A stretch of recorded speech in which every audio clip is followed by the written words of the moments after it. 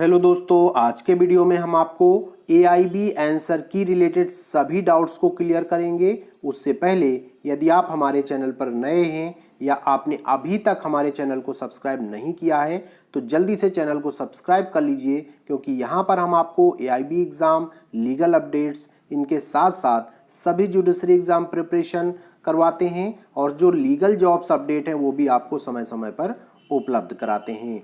तो चलिए स्टार्ट करते हैं। तो दोस्तों, हमारे बहुत से साथियों को AIB द्वारा जारी की गई आंसर की को लेकर कन्फ्यूज़न है।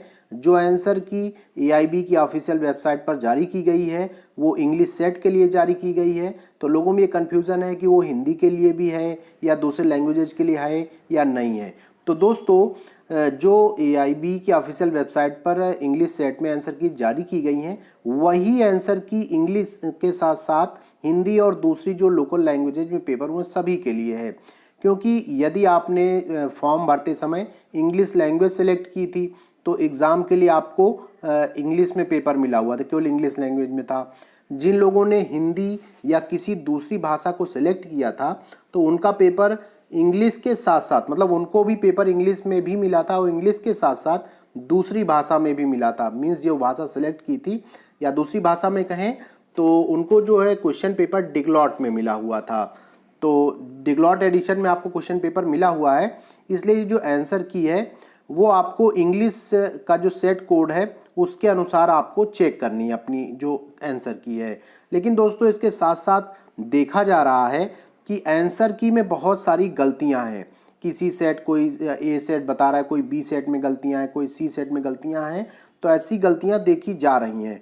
तो उसके लिए कल दिनांक 12 फरवरी 2023 शाम से आपको ऑब्जेक्शन करने का चांस AIB के द्वारा दिया जाएगा। ये इन्फॉर्मेशन AIB के द्वारा कॉल में हमारे द्वारा की गई जो बात है उनसे हुई। वहाँ पर उन्होंने बताया कि ऑब्जेक्शन के लिए कल से ऑप्शन खुलेगा, तो वहाँ पर जाकर के आप ऑब्जेक्शन कर सकते हैं।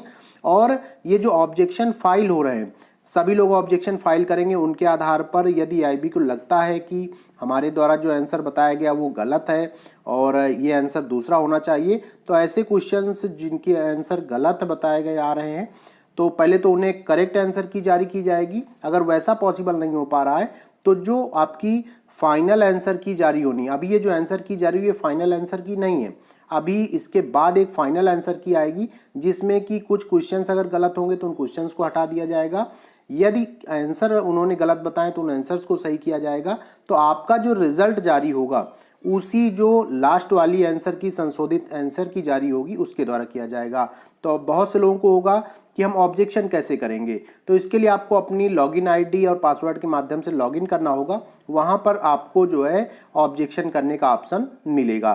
तो जिस क्वेश्चन में आपको लगता है कि नहीं ये जो है गलत है तो उसमें ऑब्जेक्शन फाइल कीजिए। वहाँ पर आपको प्रूफ भी लगाना पड़ेगा, बेयर एक्ट या कहीं से डॉक्यूमेंट फोटो खींच करके वहाँ पे लगानी पड़ेगी। इसलिए दोस्तों, आप लोग बिल्कुल भी परेशान नहीं हो और ये जो आपकी समस्या है उसका समाधान जो है BCI कर रहा है, AIB कर रहा है और आपकी समस्या का समाधान जब फाइनल आंसर की जारी होगी उसके बाद हो जाएगा। बहुत बहुत धन्यवाद।